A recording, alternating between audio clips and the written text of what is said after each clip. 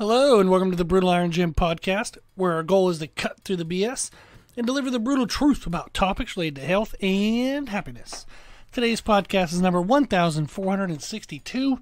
The topic is training, and the title is Recent Client Advice. Now, I actually did the exact same title in yesterday's podcast, but it was 1461, and it was nutrition. So this is actually a training podcast, and we're going to be covering kind of the same concept of where I just read back through some feedback I gave to a client recently. And I wanted to do this because we've gotten feedback from you, the listeners, that you actually like these kind of ones, because it's kind of like a neat variety of topics, and you like seeing how the information that you hear in the internet and social media and stuff, how it actually applies to a singular individual. That way, hopefully, you can figure out how it applies to you. So I figured I'd continue with this theme, and we'll talk about a training one. And again, I encourage you, anytime you have questions, reach out. The whole point of this podcast is it's just free advice. So if you have a question, just reach out. Our email is brutaliron@gmail.com, and I'll be happy to make a podcast covering any topic you want. So today, what we're going to do is we're going to talk about one of my clients who's doing bodybuilding style training, and we've been really pushing the limits as much as we think we can. He wants to get huge, freaking jacked and ripped, and so we're going after it, So we are, and what I mean by that is we're stretching the limits of what the typical recommendations are for volume of like total working sets and frequency of training body parts. We're stretching it to the end limit, and then I'm having him eat a stupid amount of food, and he is super dedicated. He's doing great. We're hydrating a lot, really paying attention to our supplements. So he's maximizing his recovery. He's maximizing his kind of self-care. So therefore, we can really push how fast we think his body can make adaptations. So I love this kind of stuff because it's super fun. So I want to go through just a couple questions. So he wrote back, he said, well, I'll give you context. He's been really wanting to push quadricep growth. He wants to get much bigger legs, thicker legs, and he said he's always had trouble kind of getting them to grow. So we've been really pushing leg extensions as well as quad dominant compound movements. And we know that we're like right on the edge of what we think his body can handle. So nothing he sent me was a surprise, and he was expecting that it might be possible too. So this is just all the fun of getting to work with somebody and kind of refining things. So he wrote, I have a question about my first exercises of leg day and chest day. The leg extensions and chest flies, on those days, like he does what's called pre-exhaust, which is you do an isolation movement before a compound movement. So he would do leg extensions before, say, like leg press or squats. He would do chest flies before chest presses. The idea of this is it really helps annihilate that targeted muscle that you're using in the isolation exercise. So then when you go to the compound exercise, it really just pushes that muscle deeper and deeper into failure. It might limit a little bit of the weight you can use on those compound movements, but it doesn't matter. We just want muscular tissue damage. So even if it reduces weight by, say, 10%, you're still going to get a ton amount of damage, and you're going to get more of a focus damage into the muscle tissue rather than the connective tissue and joints. So this is actually a technique I'm using since we are pushing the volume so high. I want to actually use a ton of pre-exhaust to protect his joints as much as possible. So he says, on leg extensions and chest flies, I absolutely sell my soul. And he said the flies leave his chest immediately destroyed, and his strength for his dumbbell presses, he says, are decreased by about, say, 20%. The leg extensions, he says, it gets his heart rate so high that when he goes to his compound movements, he says he feels like he's almost having a panic attack between sets. He said, I know intentionally I sandbag my first few sets of the compound movements because I don't want to have a panic attack. It's not that my legs are fatigued, it's just my heart rate is so high. He says, am I going too hard on those pre-exhaust movements, or is that how you want me to attack them? I do not mind hitting them hard before. I like that style of training. Just didn't know if it was hindering my workouts. That maybe, for example, chest flies, I hit them moderately at the beginning and then hit them at the end super hard. So this is one of the reasons why I love one-on-one coaching is his program says to do, X, Y, Z. He's experiencing some complications with XYZ. He then, without having like one-on-one coaching, without having somebody to talk to, if he's just following some program he downloaded, he's not going to have any clue what to do. So he's going to worry, am I doing the right things?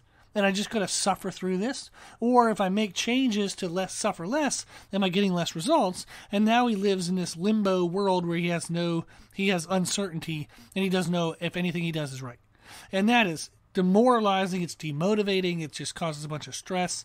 You're going to be kicking your butt in the gym, but now you're wondering the whole time if what you're doing is actually the best. So this is why I love one-on-one coaching, because I can now just answer him and we can get this solved, and he doesn't have to deal with the stress. So I wrote back, good questions and good topics to consider. The strength decrease with the chest presses is not a concern. It's actually the benefit of the flies being first. The chest muscles will still be fully damaged during the presses, even when the lessened weight, because they're coming into them in a lessened state due to the damage already created within the flies. But the decrease in weight load helps the joints heal, which you likely won't feel the benefit of, since I try really hard to protect your joints with volume control and exercise choices. But if we went for too long with programs that you maximize the weight of all your movements, your joints will be hurting like hell. So hopefully you're not feeling that. And if so, that's a testament to the volume and exercise selection, because your overall workload and frequency are super high because we want the best results possible. I continued. As for the heart rate, if that wasn't an issue, we wouldn't want to change anything with the leg training, as we'd be getting the same benefit as the chest. However, the heart rate is a serious thing to consider. We can adjust it without sacrificing results, so we'll do so. So what I suggested is, on the leg extensions for workout number 4, let's cut to 2 working sets on each. The first set, aim for 2 to 3 reps short of failure. So like an 8 RPE, like 2 to 3 RIR, reps in reserve. And then on the second working set, go all out. And then to address the knee pain, he's having knee pain, he said, in his quadriceps. Knee pain in his knees, but it's coming from tight quads. So I said it's likely that you'll need to stretch your quadriceps between workouts and hip flexors, because we are focusing on them so much. So I gave him a stretch. I sent him a video that I wanted him to do, like a routine that I wanted him to do, either the night before the workouts or the morning of, or at the beginning of the workout. So sometimes guys don't really like to stretch at the gym. Who knows? I understand it.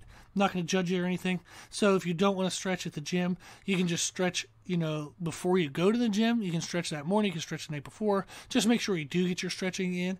And that's going to help him kind of just get rid of that little nagging knee pain that's starting to come up. But again, it makes sense that his body's starting to say, like, hey, you found that limit. I'm kind of right at that line.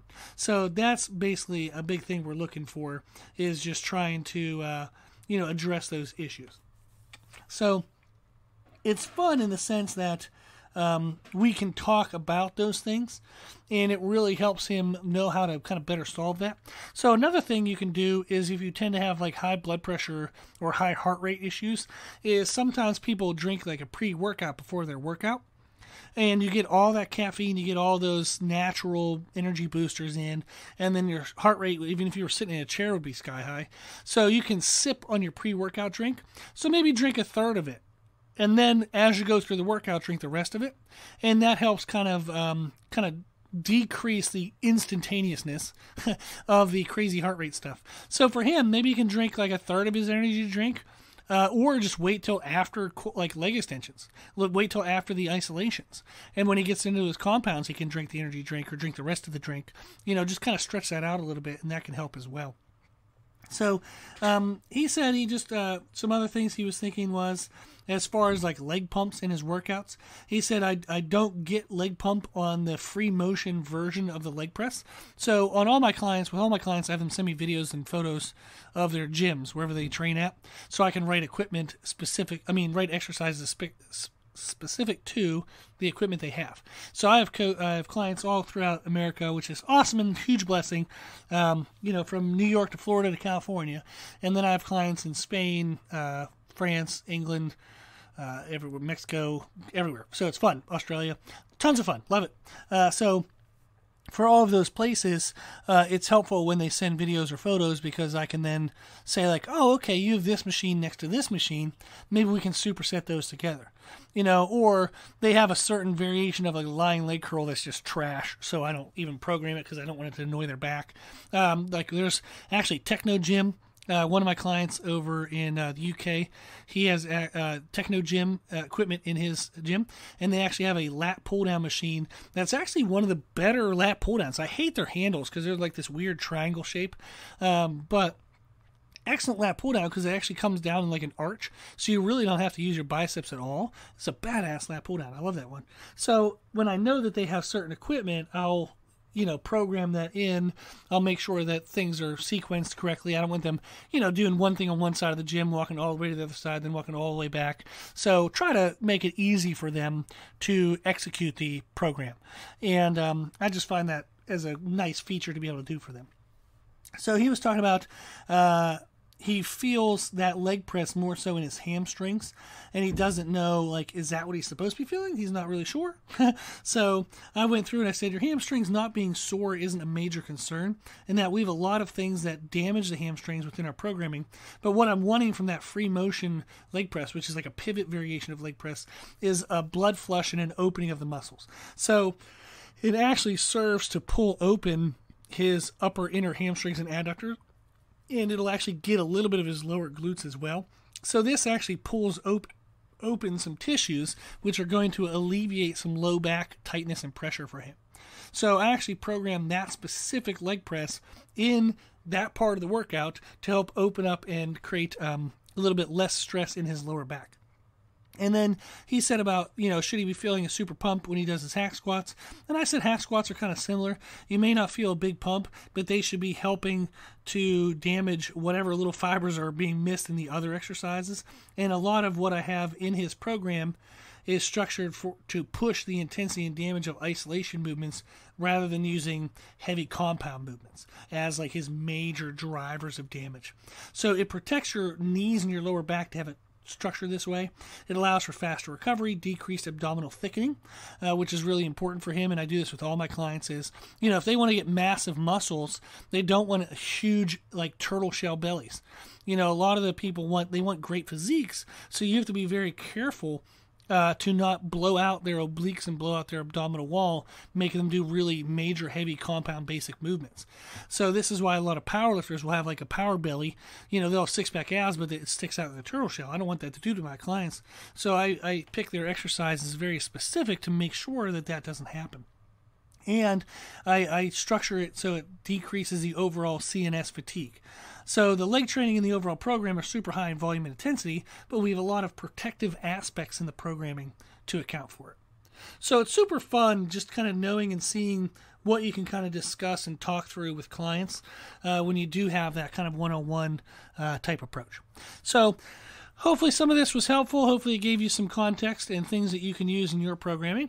If you have any questions, like I said, the podcast is meant to be just anything you need. Just shoot me an email and I'll answer it in a podcast. So just email me at brutalirongym@gmail.com and I'll be happy to answer your question. Great. Well, if you want any coaching or things like that, like I do with this client, we do online coaching for training and nutrition. If you want to have an idea of what the nutrition part of the coaching is like, you can listen to yesterday's podcast that talks about kind of advice given to a specific nutrition client. But training wise, I write out their training programs specific to their needs, their equipment, their schedule, all that stuff. And it's more than just the exercises. There's tutorials for everything, but also just lifestyle management. Do you need your workout to only last 40 minutes? Do you need your workout to be, do you have time for an hour and a half? Yeah, so I try to structure it as best as we can.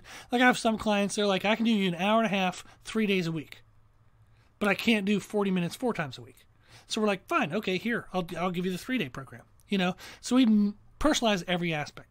If you want any help with that, just email me at brutalirongym@gmail.com. And that service is $200 a month. It covers all the training information. We update new training programs every 4 weeks, and it gives all the nutrition information and one-on-one coaching and all the good stuff. So pretty awesome service. If you do the $200 a month plus your gym membership, roughly for $250 a month, you have all of your physical health needs, nutrition, training, and then all the mental aspects that goes into self-confidence, into knowing you're succeeding in life, and just, oh man, it's just super awesome. If you want any help with that, just email me at brutalirongym@gmail.com. I hope you liked today's podcast. I hope you found something helpful. If you do like our podcast, please consider sharing it. The more people we share it with, the more people it can help, and that's the whole goal. If you share it on social media, that does reach the most people. But if you share it in just a conversation with somebody, if they ask any nutrition questions, training questions, if they seem to need any help, just let me know, and then I'll make a podcast for you, okay? Or for them, whoever's asking the question, basically. So thank you. Thank you to the people who financially support the podcast as well. The podcast is well over $1,000 a year for hosting costs. I give an hour to it every day, and we want to keep it for free. So thank you to those who donate to help our costs. If you do want to donate, you can do so at our website, which is www.brutalirongym.com. There's an option there for a one-time donation, monthly donation, yearly donation, even just like $5 a month. It does go a long way to adding up towards the total cost for the year. So I really appreciate that very much. Also, if you like the information we share in our podcast, you can find more from us on our social media channels on Instagram, Facebook, Twitter, and YouTube under the name Brutal Iron Gym.